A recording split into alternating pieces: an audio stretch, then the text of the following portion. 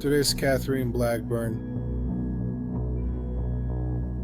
En septiembre de 1964, Catherine Blackburn, de 50 años, vivía sola en Albany, Nueva York. Catherine y su esposo Jesse estaban separados. Jesse vivía en Japón y era un empleado civil del ejército de los Estados Unidos. Catherine era callada y reservada. Los vecinos usualmente la veían yendo y viniendo del trabajo y de la iglesia. Catherine era capataz en una fábrica. El 15 de septiembre de 1964, al no presentarse Catherine al trabajo ni responder el teléfono, se hizo una revisión de bienestar. El cuerpo casi desnudo de Catherine Blackburn, de 50 años, fue hallado en una habitación del segundo piso de su casa. Su cráneo fue fracturado por 2 golpes en la parte trasera de la cabeza con un objeto contundente.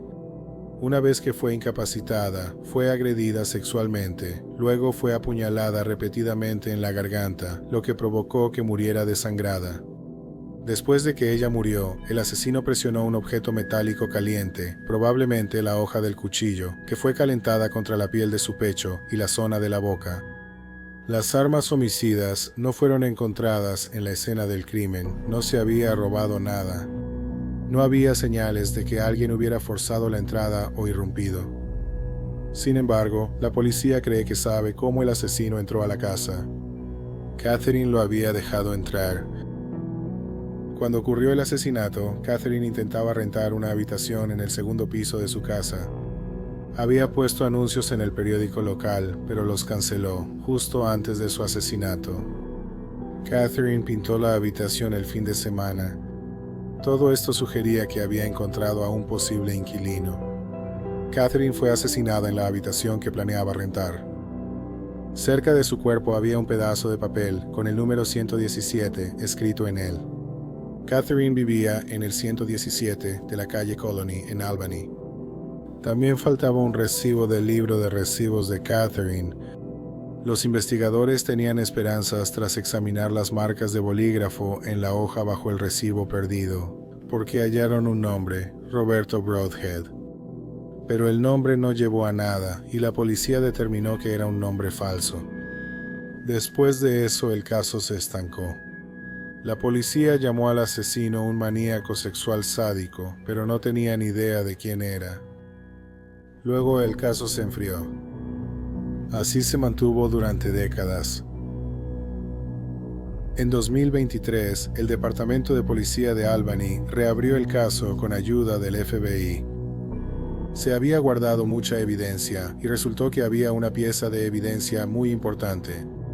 Era un pañuelo que se encontró debajo del cuerpo de Catalina. Fue enviado al laboratorio privado de ácido desoxirribonucleico Othrim Incorporado. Descubrieron que había una mancha de semen y pudieron crear un perfil de ácido desoxirribonucleico. El FBI luego pasó por el proceso de genealogía genética. Eso los llevó al cementerio rural de Albany, específicamente a la tumba de José Naukowski, quien murió el 25 de marzo de 1988 a los 66 años por causas naturales. Tenía 33 años. En el momento del asesinato de Catalina, Naukowski había estado entrando y saliendo de prisión durante gran parte de su vida adulta, casi 9 años después del asesinato de Catalina. En 1973, fue condenado por agredir a una mujer de 74 años en su casa en Schenectady, Nueva York. Fue sentenciado de 3 a 15 años de prisión. El 25 de septiembre de 2025, el cuerpo de José Naukowski fue exhumado y se tomó una muestra de ácido desoxirribonucleico. Compararon su ácido desoxirribonucleico con el del asesino y resultó coincidir. Nowakowski nunca había sido considerado sospechoso en el caso, y de no haber sido por la genealogía genética, probablemente el caso nunca se habría resuelto. En octubre de 2025, 61 años tras el asesinato de Catherine Blackburn, la policía afirmó estar segura de que Joseph Naukowski la mató y cerrará el caso. Número 2. Deborah Stone. Narragansett es una ciudad costera en Rhode Island conocida por sus playas escénicas y su vibrante turismo de verano. En 1984, la población de la ciudad era de aproximadamente 13,000 habitantes. En la tarde del 2 de septiembre de 1984, algunos jóvenes estaban en un bote en el río Narrow. El río Narrow atraviesa la parte norte de Narragansett, antes de encontrarse con el Océano Atlántico cerca de la costa del pueblo. Los navegantes notaron algo flotando en el agua y se dieron cuenta de que era un cuerpo humano. El cuerpo estaba envuelto en un saco de dormir floral, atado con una cuerda. En el otro extremo de la cuerda había un bloque de cemento. Enredado en las cuerdas había un solo guante de jardinería. Se suponía que era para hundir el cuerpo, pero los gases en el cuerpo hicieron que flotara. En el saco de dormir había el cuerpo de una mujer. Solo llevaba puesto un sostén que estaba desabrochado. Usando sus huellas dactilares, fue identificada como Deborah Stone, de 24 años. Stone creció en Rhode Island en 1984. Ella trabajaba como bartender en un club nocturno de Providence, Rhode Island. A inicios de los 80, Stone cayó en la adicción a las drogas. Poco antes de su asesinato, ella había terminado con su novio. Deborah a menudo tenía moretones y la gente pensaba que era una relación abusiva. El médico forense determinó que Stone había sido estrangulada hasta la muerte. Probablemente el asesino usó sus propias manos. La policía entrevistó a amigos y familia de Stone y averiguó que la última vez que la vieron o hablaron con ella fue 4 días antes de hallar su cuerpo, el 29 de agosto de 1984. Una amiga dijo que habló con Stone esa noche. Stone dijo que planeaba tomar un taxi para ir a la casa de un amigo donde consumiría algunas drogas. La policía dijo que después de eso, Stone planeaba encontrarse con ella alrededor de las 11 p.m. Pero Stone nunca apareció cuando nadie la vio ni supo nada de ella. Su amiga empezó a tratar de averiguar a qué departamento había ido. Descubrió que era Bobby Myers, residente de Johnston, Rhode Island. La policía de Johnston conocía a un hombre apodado Bobby Myers. Su nombre legal era Roberto Jeremiah. Había sido arrestado antes por posesión y distribución de drogas. Los investigadores localizaron al taxista que llevó a Stone con Johnston. El conductor identificó la foto de Stone en una rueda de reconocimiento y confirmó que la dejó cerca del departamento de Jeremiah. Al principio, la policía tuvo dificultades para localizar a Jeremiah. Finalmente lo contactaron por teléfono el 6 de septiembre de 1984, 4 días después de hallar el cuerpo. Admitió haber visto a Stone la noche en que desapareció. Stone estaba buscando drogas, pero él dijo que no tenía. Dijo que la llevó a su casa alrededor de las 11 p.m. y que esa fue la última vez que la vio. Le preguntaron a Jeremías quién creía que mató a Stone. Dijo que podría haber sido su nuevo compañero de cuarto. Jeremías también reveló que Stone había estado tratando de intercambiarle un reloj de hombre por drogas. Stone supuestamente había robado el reloj de un amigo y ese hombre posiblemente mató a Stone porque estaba enojado. Otra posibilidad es que ella fue a buscar drogas con otra persona y esa persona la mató. La policía descartó al compañero de Stone porque estaba fuera de la ciudad durante el asesinato. También descartaron a su exnovio. Él tenía una coartada y cooperó con los investigadores. El 17 de septiembre, una semana y media tras el asesinato, la policía entrevistó a un hombre que conocía a Stone desde hacía un año. Conocía a su hermano desde hacía años porque trabajaron juntos. El hombre dijo que nunca salió con Stone, pero que sí se sentía atraído por ella. La mañana del 30 de agosto, él y un amigo visitaron el departamento de Robert Jeremiah. Su amigo entró al departamento de Jeremiah mientras él se quedó en el auto. Cuando su amigo regresó al auto, le dijo que Stone estaba en el departamento y que se había quedado a dormir en el departamento de Jeremiah. La información llamó la atención de la policía. Jeremiah afirmó que llevó a Stone a su casa la noche anterior. La policía se preguntaba por qué mentiría sobre algo así. La policía quería hablar con el amigo que entró al departamento, pero resultó que estaba en tratamiento por drogas y no estaba disponible para ser entrevistado. El hombre nunca ha sido identificado públicamente, así que, para simplificar, lo llamaremos Jack. En enero de 1986, un año y medio después del asesinato, Jack fue arrestado por cargos de drogas no relacionados. Mientras estaba detenido, la policía interrogó a Jack sobre el asesinato de Stone. Jack les dijo que tenía algo de información. Sin embargo, tenía miedo del hombre que la mató, Roberto Jeremiah. Dijo que creía que Jeremiah tenía vínculos con la mafia. La policía también sospechaba que Jeremiah tenía vínculos con la mafia. Jack también sabía que Jeremiah era violento porque lo había visto cometer actos de violencia. También había escuchado otras historias inquietantes sobre Jeremiah actuando de manera violenta. Dijo que él y Jeremiah participaban en la distribución de drogas. La noche del 29 de agosto fue a recoger unas drogas con Jeremiah. Llegó después de la medianoche y vio a Stone en la cama. Luego se fue con las drogas. Cuando regresó a la mañana siguiente, Stone todavía estaba en la cama. Dijo Jack, al oír que Stone fue asesinada, sospechó que Jeremiah la mató. Jack también dijo que escuchó que alguien más estuvo involucrado en mover y deshacerse del cuerpo de Stone. Dijo que esa persona había muerto y no reveló su nombre. Jack también dijo que había escuchado que Jeremías mató a Stone cuando se despertó y la encontró robándole. Jack dijo que poco después del asesinato, vio a Jeremías arrojar un bolso al East River de Nueva York.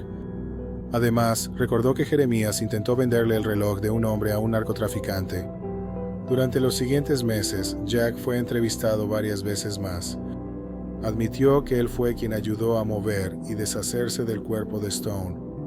Dijo, en la mañana del 30 de agosto de 1984 fue al departamento de Jeremiah para conseguir drogas. Vio a Stone acostado en la cama, sin moverse. Luego se fue con las drogas. Una hora después, Jeremiah llegó a su departamento y pidió ayuda. Jack regresó al departamento de Jeremiah y el cuerpo sin vida de Stone estaba en la bañera. Jack afirmó que Jeremiah le dijo que Stone había tenido una sobredosis con las drogas que estaban distribuyendo. Jack sintió que Jeremiah estaba insinuando que él también podría meterse en serios problemas porque era parte de la red de drogas, así que aceptó ayudar a deshacerse del cuerpo. Pasaron el día recolectando artículos como saco de dormir, guantes de jardinería y bloque de cemento. Metieron el cuerpo de Stone en la cajuela del auto de Jeremiah, luego condujeron hasta un puente y arrojaron el cuerpo. Jake contó que días después leyó en el periódico que Deborah fue estrangulada. Llegó a la conclusión de que Jeremiah había asesinado a Stone y mintió sobre la sobredosis, así que enfrentó a Jeremiah, pero él sostuvo que ella murió de una sobredosis en octubre de 1986, más de 2 años después de que Deborah Stone fuera asesinada. Jack confirmó en una declaración formal que ayudó a Jeremiah a deshacerse del cuerpo. Dijo que la noche antes de ir al departamento de Jeremiah, Stone estaba acostada en la cama, y ella, cito, se ahogaba al respirar de forma extraña, fin de la cita. Él pensó que ella tenía sobredosis. Stone tuvo una sobredosis hace 2 semanas en el departamento de Jeremiah. El forense dijo que Stone tenía un hueso hioides fracturado, probablemente causado por estrangulamiento manual. Esto pudo causar que Stone se atragantara y le costara respirar. Curiosamente, para alguien sin formación médica, especialmente alguien familiarizado con la sobredosis, probablemente parecía una sobredosis. Jack también dijo que el día que tiraron el cuerpo, le contó a su novia lo que estaba pasando. La policía habló con ella y confirmó la historia de Jack. Jack dijo que obtuvo el saco de dormir de un familiar. El familiar confirmó que él consiguió el saco de dormir de ellos. Jack también describió con detalle el guante de jardinería hallado entre las cuerdas. Pero entonces la policía se topó con un problema. Jack se sometió a un examen de polígrafo y el examinador detectó engaño. Después de eso, la policía ya no consideró a Jack como un testigo creíble. La principal evidencia en contra de Jeremiah era la información que proporcionó Jack. ¿Se arriesgarían a juzgar a Jeremiah con un testigo principal que es distribuidor de drogas, tiene largo historial criminal y falló el polígrafo? La policía carecía de pruebas físicas que vincularan a Robert Jeremiah con el asesinato de Deborah Stone. Sin embargo, hallaron cosas extrañas al registrar su casa y auto. Por ejemplo, la alfombra en el departamento de Jeremiah había sido limpiada a fondo recientemente. Además, la tapicería de la cajuela de su auto había sido removida. Un vecino recordó haberlo visto quitar la alfombra. Poco después del asesinato, se enviaron muestras de alfombra del departamento de Jeremías al FBI, pero no se encontró nada de interés, así que el caso se enfrió. En 2019, 35 años después del asesinato de Deborah Stone, la policía reabrió el caso. Hicieron pruebas de ácido desoxirribonucleico a las pruebas, pero no se encontró nada, así que el caso fue archivado de nuevo. En 2024, los investigadores volvieron a revisar el caso. La evidencia fue nuevamente analizada para buscar ácido desoxirribonucleico, pero una vez más no se encontró nada. Los investigadores volvieron a interrogar. 32 testigos, incluido Jack, recordaron detalles sobre el crimen que nunca se habían hecho públicos de esa manera. Colocaron el cuerpo de Stone en el saco de dormir, cabeza primero. La policía revisó también sus resultados de la prueba de polígrafo. Resultó que solo hubo una pregunta en la que mostró engaño. ¿Fue testigo del asesinato de Stone? Los investigadores creen que había una explicación para eso. Jack dijo que la última vez que vio a Stone, ella se estaba ahogando y tenía problemas para respirar. Él pudo haberse sentido conflictuado porque creía haberla visto morir, pero no vio a Jeremías estrangularla. Los otros testigos también dieron respuestas que eran consistentes con lo que dijeron décadas antes. En octubre de 2025, la policía publicó un informe diciendo que creen, más allá de toda duda razonable, que Roberto Jeremías mató a Deborah Stone. Afirmaron que Jeremías pudo ser acusado desde 1991 con base en testimonios presenciales. No están seguros de por qué no fue acusado. No obstante, Roberto Jeremías no fue acusado en 2025. Murió 30 años antes, en mayo de 1995, a los 43 años. Después de 41 años, la policía ahora considera el asesinato de Deborah Piedra cerrado. Número 1. Tina Haynes. En la primavera de 1994, todo marchaba bien para Tina Haynes, de 20 años. Vivía con su esposo, Jeremy Haynes, en Mayport, una comunidad en Jacksonville, Florida. Llevaban menos de 5 meses de casados. Se casaron en el juzgado en diciembre de 1993. A mediados de abril de 1994, Tina tenía aproximadamente 15 semanas de embarazo de su primer hijo. ¿El bebé nacería en octubre? Tina y Jeremy eran originarios de Wisconsin. Tina estaba inscrita en un programa especial en la Universidad de Wisconsin Stout, donde obtenía créditos por trabajar en un puesto remunerado. Tina estaba estudiando hospitalidad y turismo y trabajaba en un resort en Atlantic City, Florida. Jeremy estaba enlistado en la Marina y estaba destinado en la Estación Naval Mayport a mediados de abril. Chad Haynes, el hermano de Jeremy, se quedaba con ellos. Él estaba durmiendo en el sofá. La noche del 16 de abril de 1994, Chad Haynes salió a beber. Llegó a casa a las 12:30 am del 17 de abril y se desmayó. Jeremy estaba fuera esa noche y se encontraba a bordo de un barco. Se cree que Tina llegó a casa a las 2:30 am. A las 5:45 am, Chad llamó al 911 y dijo que necesitaba ayuda porque había ocurrido un asesinato. La policía llegó al departamento y encontró una escena del crimen extraña y espeluznante. Tina, de 20 años, estaba muerta en la cama. Había sido apuñalada 26 o 27 veces. Parecía que el asesino había intentado agredirla sexualmente. Habían iniciado 3 incendios cerca del departamento. Chad Haynes, de 19 años, fue interrogado.